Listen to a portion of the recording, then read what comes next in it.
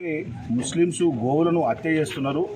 ఇది గోహత్య నిషేధం జరిగిందని చెప్పేసి గోహత్య చేయొద్దని చెప్పి ప్రతి పోలీస్ స్టేషన్లో ఫిర్యాదు చేసినప్పటికీ పోలీసుల వైఫల్యం, పోలీసులు ఎలాంటి చెక్ పోస్టులు పెట్టకుండా మరి నిర్లక్ష్యం వల్ల విచ్చలవిడిగా గోవులను తరలించే ప్రయత్నం చేస్తున్నారు. అందులో భాగంగా ఈరోజు ఉదయం 10 గంటలకు బంగ్లా చెరువు దగ్గర సుమారు 40 గోవులను అక్కడ బంధించారు, హత్య చేయడానికి సిద్ధంగా ఉందని చెప్పేసి తెలిస్తే విశ్వ హిందూ పరిషత్, బజరంగ్ దళ్, యువమోర్చా కార్యకర్తలు అక్కడికి వెళ్ళి పోలీసులకు ఇన్ఫార్మ్ చేసినప్పటికీ, 100కు డైల్ చేసినప్పటికీ, డిఎస్పీ గారికి చెప్పినప్పటికీ, సిఐ గారు చెప్పినప్పటికీ, ఎస్పీ గారికి చెప్పినప్పటికీ కూడా సుమారు 4 గంటలు కాలయాపన చేయడం జరిగింది. సుమారు 4 గంటల కాలయాపన చేసిన తర్వాత మళ్ళీ మేము స్వయంగా డిఎస్పీకి, ఎస్పీ గారితో మాట్లాడడంతో ఆ సుమారు 40 గోవులను అక్కడి నుంచి పోలీసులు తరలించారు. ఈ నేపథ్యంలో కంప్లైంట్ ఇచ్చిన సందర్భంగా బీజేవైఎం యువమోర్చా మెదక్ జిల్లా అధ్యక్షుడు సోదరుడు సతీష్ పటేల్ ఆధ్వర్యంలో కంప్లైంట్ ఇవ్వడం జరిగింది. ముస్లిమ్స్పై ఈ కంప్లైంట్ ఇచ్చిందని చెప్పేసి వాళ్ళు మనసులో పెట్టుకొని మళ్ళీ సాయంత్రం నర్సికేడ్ ప్రాంతంలో సుమారు 80 గోవులు అక్కడ తరలిస్తున్న సందర్భంలో అక్కడికి కూడా వెళ్ళి అక్కడి నుంచి కూడా 100కు డైల్ చేయడం జరిగింది. అక్కడి నుంచి 100కు డైల్ చేసినప్పటికీ పోలీసుల నిర్లక్ష్యం వల్ల మరి ఆ కంప్లైంట్ చేసిందని చెప్పేసి ముస్లింలు మనసులో పెట్టుకొని కక్ష కట్టి హత్యా ప్రయత్నం చేసిండ్రు. రాళ్లతోటి, క్రికెట్ బ్యాట్ తోటి, కత్తులతోటి మా కార్యకర్తల మీద దాడి చేసిర్రు. మరి ఈ దాడి చేసినటువంటి సందర్భంగా అక్కడ చాలామంది వచ్చి దాడి చేశారు కాబట్టి వీళ్ళందరూ కూడా పోలీస్ స్టేషన్కు కంప్లైంట్ చేద్దామని చెప్పేసి వస్తున్నటువంటి సందర్భంగా Medak ortho hospital, Jayalakshmi hospital దగ్గర హాస్పిటల్ నుంచి ముస్లిం దుండగులు రాళ్లతోటి దాడి చేశారు. రాళ్లతోటి దాడి చేసినటువంటి సందర్భంలో అక్కడ వారిని వారించడం జరిగింది. అక్కడ యువమోర్చా నాయకుడు రాజ్ అరుణ్ను ముస్లిం దుండగులు కత్తితోటి పొడడం జరిగింది. కత్తితోటి పొడిచిన తర్వాత రాజ్ అరుణ్కు స్థానిక రష్ హాస్పిటల్ తీసుకెళ్తే అక్కడ 16 కుట్లు వేయడం జరిగింది. పరిస్థితి ఆందోళనకరంగా ఉందని చెప్పేసి హైదరాబాద్కు ఇప్పుడు తరలిస్తూ ఉన్నారు. ఈ విషయాలన్నీ కూడా తెలిసి మరి మెదకు సిఐ అక్కడ ఒకవైపు ముస్లింలు రాళ్లతోటి దాడి చేస్తుంటే మరి అక్కడ ఎందుకు దాడి చేస్తున్నారని చెప్పేసి వారిస్తున్నటువంటి సందర్భంలో మన పెండ్యాల నరసింగరావు మరియు ఇంకా గోపాలు, తర్వాత విఠలేశ్వరు, సుమారు 10 మంది మీద మరి మెదక్ సిఐ దిలీప్ గారు దాడి చేశారు, లాఠీచార్జ్ చేశారు. వారి పోలీసు లాఠీచార్జ్ వల్ల చాలా గాయాలైనాయి. వాళ్ళందరూ హాస్పిటల్లో ఉన్నారు. దీనికి మొత్తానికి కారణం మరి ముస్లింలకు సపోర్ట్ చేసినటువంటి పోలీసుల మీద చర్య తీసుకోవాలని, సిఐని కూడా సస్పెండ్ చేయాలని, సిఐ పైన కఠిన చర్యలు తీసుకోవాలని ఇప్పుడే మేము ఎస్పీ గారికి మరి వినతి పత్రము, దరఖాస్తు ఇవ్వడం జరిగింది. మరి శాంతియుతంగా ఉన్నటువంటి మెదక్ పట్టణంలో ఇట్లా అరాచకాలు జరుగుతున్నటువంటి సందర్భంగా మరి పోలీసులు భద్రత ఇవ్వాల్సినటువంటిది పోయి పోలీసులే రెచ్చగొట్టే ప్రయత్నం చేస్తున్నారు. ఇది చాలా బాధాకరం. అసలు మనం ఎక్కడ ఉన్నాం? మరి మనం మంచి ప్రశాంతమైనటువంటి వాతావరణంలో చాలా రోజుల నుంచి అనేక పండుగలు చేసుకుంటున్నాం.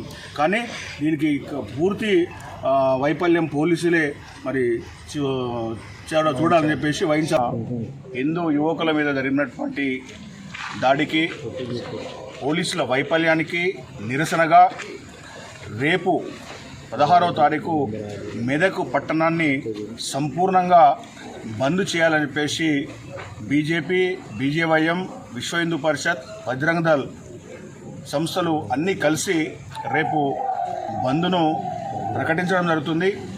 ఈ బంద్కు వ్యాపార వాణిజ్య వర్గాలు, ప్రజలు అందరూ కూడా సహకరించి బంద్ను విజయవంతం చేసి మరి మనకు జరిగినటువంటి అన్యాయం, దాడి ఏదైతుందో దానికి సంఘీభావం తెలపాల్సిందిగా కోరుతా ఉన్నాను.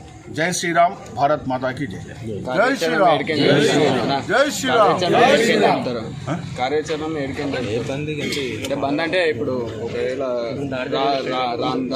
ఈరోజు మెదక్ పట్టణంలోని జమ్మికుంట దగ్గర ఒక మదర్సాలా ఉంది. మదర్సాలా దగ్గర పక్కకి ఒక 40 గోమాతలని మేపడం జరుగుతుంది. ఎందుకు మేపుతున్నారని చెప్పేసి మేము వెళ్ళి అడిగితే మాపై దురుసుగా వ్యవహరించడం చేస్తే మేము పోలీస్ వారికి విజ్ఞప్తి ఫోన్ చేసి చెప్తే పొద్దున 9 గంటల నుంచి ఇప్పుడు సాయంత్రం 5 గంటల వరకు మమ్మల్ని ఇక్కడ ఎండల్లో నిలబెట్టారు. పోలీస్ వాళ్ళ మీదకే వాళ్ళు దురుసుగా మాట్లాడము. ఒక లేడీ జిల్లాల నుంచి కూడా మేము ఫోర్సెస్ని రష్ చేసాము ఇక్కడ. సో అబ్సల్యూట్లీ అంతా కూడా నార్మల్గా ఉంది. దీంట్లో ఎవరెవరైతే కనుక అది ఈరోజు ఇక్కడ జరిగినటువంటి ఈ పర్టికులర్ ఈ గడబడిలో వీటిల్లో ఇన్వాల్వ్ అయిన వాళ్ళందరినీ కూడా గుర్తిస్తున్నాము. గుర్తించి తప్పకుండా కఠినమైన చర్యలు తీసుకుంటాం. ఎక్కడ కూడా అందరికీ కూడా మేము విజ్ఞప్తి చేసేది ఏంటంటే ఎటువంటి వదంతులు కానీ పుకార్లు కానీ నమ్మొద్దు. మీరు దయచేసి ఏంటంటే ఇదైంది అదైంది అనేది ఏం లేదు. ఇక్కడ అంతా కూడా ప్రశాంత వాతావరణం నడుస్తున్నది. పోలీసు కూడా మొత్తం కూడా పూర్తిగా టౌన్లో అంతా కూడా పెట్రోలింగ్ చేస్తున్నారు, పికెట్స్ అరేంజ్ చేశారు. అట్లానే మా పక్కన నేబరింగ్ డిస్ట్రిక్ట్స్ నుంచి కూడా సపోర్టింగ్ మన బందోబస్తు కూడా ఇచ్చాము. సో ఇప్పుడు ఇక్కడ అంతా కూడా ప్రశాంత వాతావరణం ఉంది. ఎక్కడ ఎటువంటి ఇబ్బంది వాతావరణం నెలకొంది సార్. ఎప్పుడు కూడా పోలీసులు పూర్తిగా భద్రత కల్పించారు. 11 నుంచి ఉదయం 11 o'clock నుంచి భద్రత కల్పించుంటే కనుక ఈ సాయంత్రం ఈ స్థితికి రాకపోవు. రైట్. సో అది కూడా నేను తప్పకుండా మేము దీంట్లో కూడా చూస్తాము. తప్పకుండా లోటుపాట్లు ఏమైనా ఉంటే కనుక పోలీస్ వైపు నుంచి దాన్ని కూడా మేము డెఫినెట్గా అటువంటి దాని మీద యాక్షన్ కూడా తీసుకుంటాం. ఎవరిని కూడా స్పేర్ చేయము. ఈ రోజు నుంచి రేపటి వరకు ఒక వర్గానికే వీళ్ళు సపోర్ట్ చేశారు పోలీసు వాళ్ళు అని చెప్పి కూడా వాళ్ళు ఆరోపిస్తున్నారు సార్. దీనిపై నేను ఎటువంటి వర్గాలని సపోర్ట్ చేయడం అదేం లేదండి. పోలీసులు నిష్పక్షపాతంగా చేస్తారు. నేను డెఫినెట్గా అది కూడా ఇది ఏంటంటే నాకు జరిగిన దీన్ని బట్టి కూడా చూస్తున్నాం. ఇందాక మన ముస్లిం సోదరులు కూడా చెప్పారు మా పోలీసు ఉండబట్టి మాకు సపోర్ట్ ఇది ఉందని చెప్పేసి వాళ్ళు అన్నారు. అట్లానే కొంతమంది ఇక్కడ అంటే ఈ బీజేపీకి సంబంధించిన కొంతమంది యాక్టివిస్ట్ వాళ్ళు గ్రూపులుగా విడిపోయి వాళ్ళంతా కూడా వాళ్ళే విజిలెన్స్ కింద వాళ్ళే యాక్ట్ చేయటం అనేది కూడా అది చాలా అన్ఫార్చునేట్ ఇది. సో దీంట్లో వాళ్ళు చేయటము వీళ్ళు వాళ్ళే ఈ గోవుల కోసం క్యాటిల్ కోసం తిరగటము టౌన్లో తిరుగుతున్న క్రమంలో తప్పకుండా పోలీసు ఆ టైంలో యాక్ట్ చేయాల్సింది. ఆ టైంలో అట్లా తిరగటానికి వాళ్ళని కాకుండా నివారించే ప్రయత్నం చేయాల్సింది. బట్ తప్పకుండా ఇప్పుడు ఎవరెవరు అట్లాంటి దీంట్లో ఇండల్జ్ అయినారో వాళ్ళందరి మీద కూడా యాక్షన్ తీసుకొని ఇప్పుడు దీనికి కారణమైనటువంటి అంటే ఈరోజు ఈ disturbance law and order problem కారకుండా వీళ్ళందరూ కూడా ఎవరిని వదిలేది ఉండదు. ఇప్పుడు కఠినమైనటువంటి చర్యలు తప్పకుండా వాళ్ళ మీద ఉంటాయి.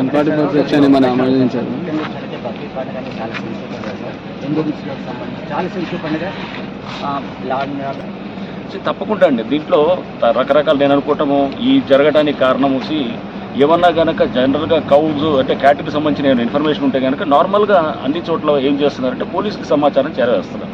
సమాచారం చేరవేసి పోలీస్ ద్వారా ఏమైనా ఉంటే కనుక పట్టుకోవడం జరుగుతుంది. ఇక్కడ కొంతమంది ఎవరైతే కనుక దీంట్లో వాళ్ళు చట్టాన్ని వాళ్ళ చేతిలో తీసుకొని వాళ్ళే విజిలెన్స్ కింద వాళ్ళే వెళ్ళి వాళ్ళు ఆపటం అనే దాంతో సమస్య అనేది వచ్చిందనమాట. సో దీంట్లో కొంతమంది బీజేపీ యాక్టివిస్ట్ ఉన్నట్టుగా మా పోలీసు వాళ్ళు ప్రాథమిక దీంట్లో గుర్తించారు. తప్పకుండా వాళ్ళని తీసుకుంటాం. దీంట్లో ఎవరన్నా ముస్లిమ్స్ వైపు నుంచి కూడా ఎవరన్నా వాళ్ళు కూడా తప్పు చేసి ఉంటే కనుక వాళ్ళని కూడా తీసుకుంటాం. బట్ ఇక్కడ మాకు ప్రధానంగా కనపడుతుంది ఏంటంటే ప్రధానంగా బీజేపీకి సంబంధించిన బీజేవైఎం యాక్టివిస్టులు కొంతమంది వాళ్ళు యూత్ అంతా కూడా మన దగ్గర వీడియోస్ అనుకున్న ఆధారాలు బట్టి వాళ్ళు అగ్రెసర్స్గా చాలా చోట్ల కనపడుతుంది. వాళ్ళు చాలా చోట్ల షాపులు కూడా కొన్ని ముస్లిం సంబంధించిన షాపులను కూడా ధ్వంసం చేసినట్టు కూడా తెలుస్తున్నది. సో ఎవరు దీంట్లో హిందూ అయినా ముస్లిం అయినా ఎవరిని స్పేర్ చేసేది ఉండదు. వాళ్ళందరి మీద చాలా కఠినమైన వైఖరి తీసుకొని ఎవరు ఇన్వాల్వ్ అయితే కనుక ప్రధానంగా మాకు కనపడుతుంది ఒక బీజేవైఎం యాక్టివిస్ట్ సంబంధించిన వాళ్ళు చాలామంది వాళ్ళు చట్టాన్ని చేతిలో తీసుకొని చేసినట్టుగా కనబడుతుంది. వాళ్ళు ఎవరిని కూడా వదిలే ప్రసక్తి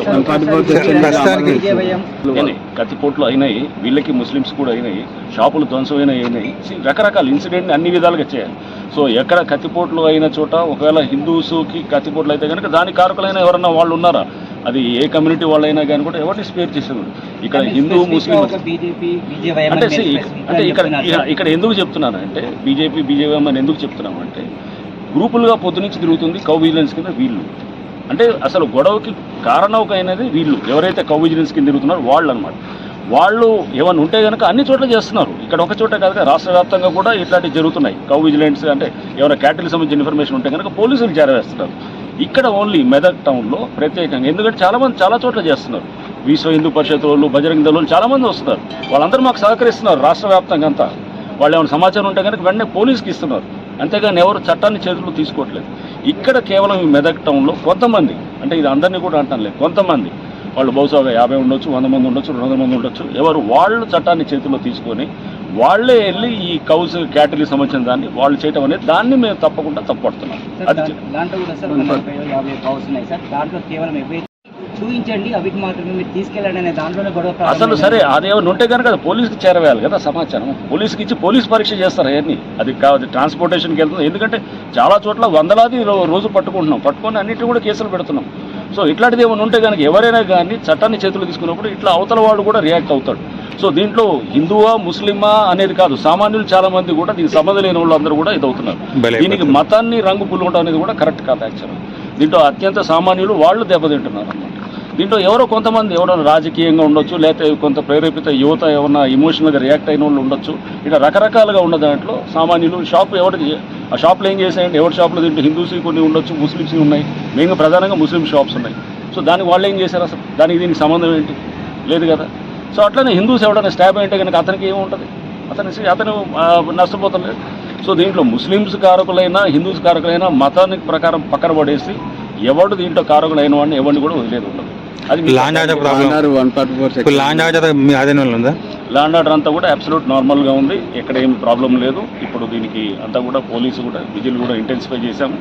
ఇంకా ఫర్దర్గా కూడా నెక్స్ట్ బక్రీద్ అయ్యేదాకా కూడా ఆ తర్వాత కూడా ఇక్కడ విజిల్ కంటిన్యూ చేస్తాం.